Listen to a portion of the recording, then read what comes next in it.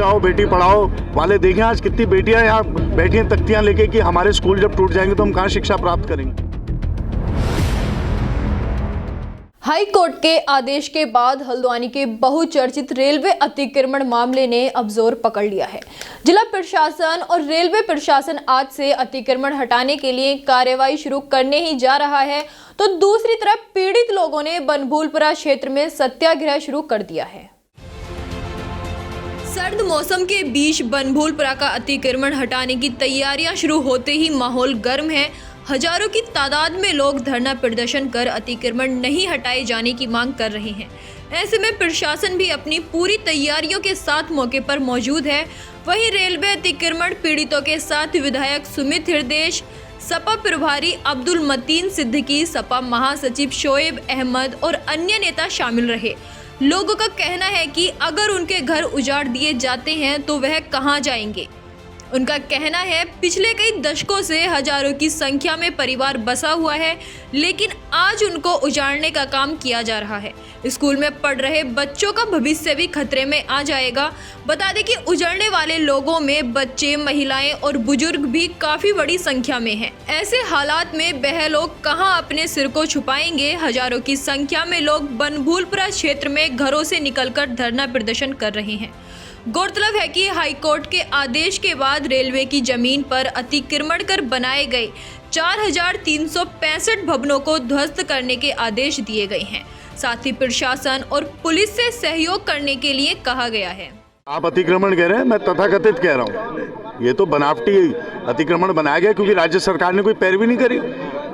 लगातार सदन से लेके सड़क तक हम मांग करते रहे कि संयुक्त एक रेलवे और राजस्व का सीमांकन हो जाए, दूध का दूध पानी का पानी हो जाए।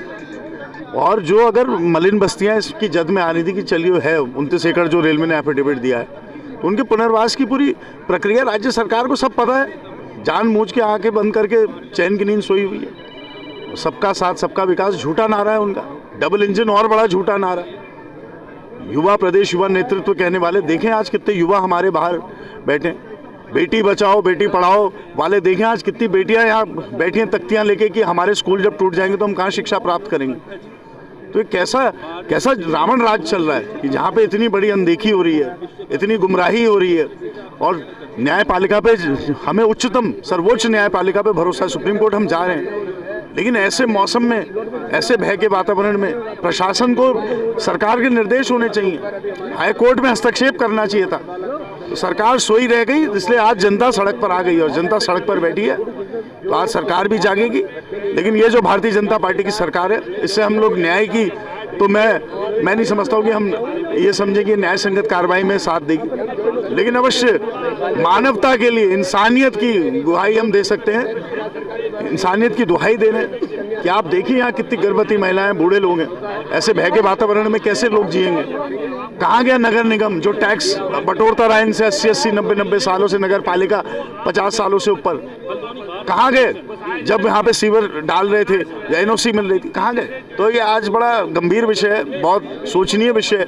यहाँ पे लोगों पे पट्टे हैं, रजिस्ट्रियाँ हैं, फ्री होल्ड है, किसी का पक्ष सरकार ने नहीं रखा। सरकार बिल्कुल अनदेखी कर रही है। सरकार के खिलाफ प्रदर्शन है, सरकार के खिलाफ। देखिए, विरोध तो हम इस प्रदेश का सरकार का कर रहे हैं क्योंकि हाईकोर्ट ने जो आदेश दिया है उस पर रेलवे ने पहले भी डिमार्केशन गलत किया था और आज फिर उसी डिमार्केशन को सहयोग कर रहा है यहाँ की प्रशासन और सरकार। तो अब तो मेन सरकार का विरोध कर रहा है कि जहाँ सरकार एक तरफ केंद्र सरकार और प्रदेश सरकार ये दावा करती है कि हर व्यक्ति के सर पर छत होनी चाहिए, जहाँ एक तरफ ये दावा है वहीं दूसरी ओर आप 4,500 मकानों को यानी कि 40 से 50,000 लोगों को बेघर करते जा रहे हैं। और इस कड़कड़ाती ठंड में जो हजारों बच्चे शिक्षा से वंचित होंगे, लोग इलाज के लिए परेशान हैं, लोगों के घरों में खाने का नहीं है, जो पूरी जिंदगी की पूंजी लगाकर जिसने अपना टीन टप्पर डाला है उसको आप आज उजाड़ने जा रहे हैं। हमारा प्रदर्शन का मेन मकसद ये है कि हम ये दिखाना चाहते हैं कि इतने घर आप उजाड़ेंगे तो इससे भारी तादाद में लोग सड़कों पर आ जाएंगे। वो लोग कहाँ जाएंगे उस वक्त, उनके खाने की क्या व्यवस्था है, उनके रहने की क्या व्यवस्था है, सरकार की कहाँ सो रही है।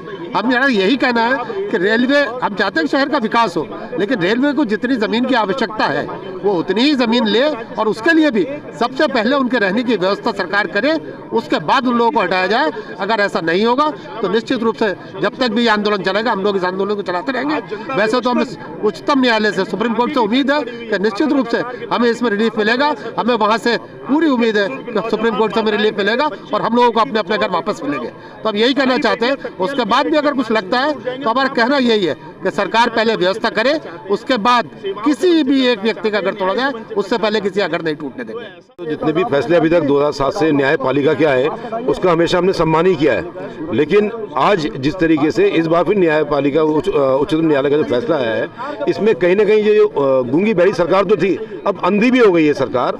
और यहाँ के जो प्रतिनिधि हैं, हमारे मेयर जोगिंदर सिंह रौतेला हो या यहाँ के सांसद अजय भट्ट जी हो, तो ये कहाँ मौजूद हैं? ये यहाँ के प्रतिनिधि हैं, आज जनता की आवाज़ सुनने के लिए जनता के बीच में मौजूद नहीं है। तो कहीं ना कहीं इनका रुख दिखाई साफ होता है कि इनकी अंदेशा क्या है। ये चाहते हैं कि किसी तरीके से कि ये लोग उजड़े, लेकिन इतनी आसानी से जिसका घर टूटता है तो वो कभी ऐसे शांत बैठता नहीं है। और अगर किसी के रेलवे के विकास में कोई ज़मीन आड़े आ रही है और वो रेलवे की है, तो उसके लिए अगर उनको उठाना है तो उसके लिए उससे पहले उनके रहने का इंतजाम सरकार द्वारा करना चाहिए।